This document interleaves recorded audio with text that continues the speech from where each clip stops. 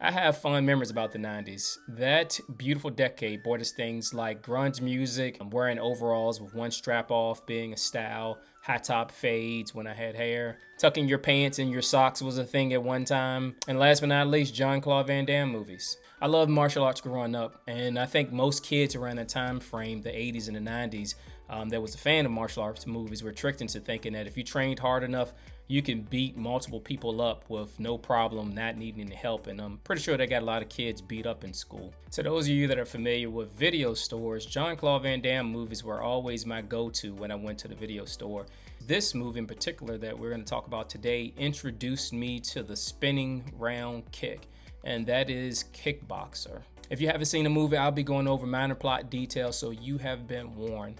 Now, if you're not familiar with Jean Claude Van Damme movies, most of them, they're not Oscar-worthy, script buttoned-up type movies. So if you're looking for something like that, or you're judging the movie off of script and plot being all buttoned up, you're probably not going to have a good time.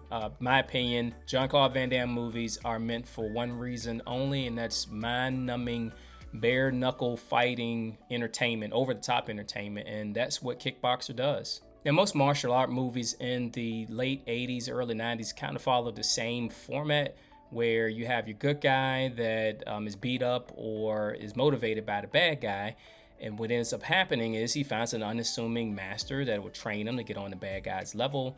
At the very end of the movie, the bad guy and good guy meets up at a final battle for the good guy to try to get revenge over the bad guy. That is basically Kickboxer's format. The difference with this movie is we have the star Jean Claude Van Damme, and he is doing Jean Claude Van Damme things. Jean Claude's character Kurt Sloan followed his brother Eric Sloan, which is the kickboxing champion in the United States, to Thailand to challenge the Thailand kickboxing champion, because he's told that the best kickboxers are in Thailand. And of course, Eric goes over and he finds out by being on the wrong end of a beatdown at the hands of our villain, Tom Poe. Now, as a side note, most of Jean Claude Van Damme's villains are similar in all of his movies.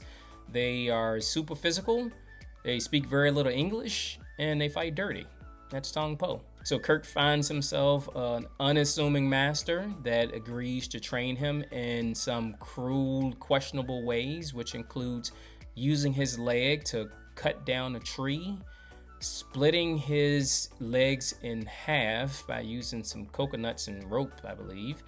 And last but not least, my all-time favorite is sicking a bunch of guys on him while he's drunk in a bar. And that gives us one of the most all-time great dance scenes in the martial arts movies, in my personal opinion.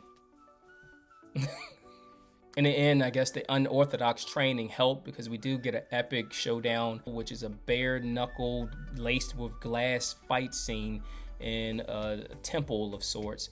And again, like I said, most of Jean Claude movies have this same type of ending. You just gotta roll with it. And I think Kickboxer was a really entertaining movie. It is something that you can watch on a Saturday night. I rate this movie as snackable. Thanks for watching my recap. I will be reviewing a couple of more Jean Claude Van Damme movies. I'm excited to do it in the coming weeks, so I hope to see you then.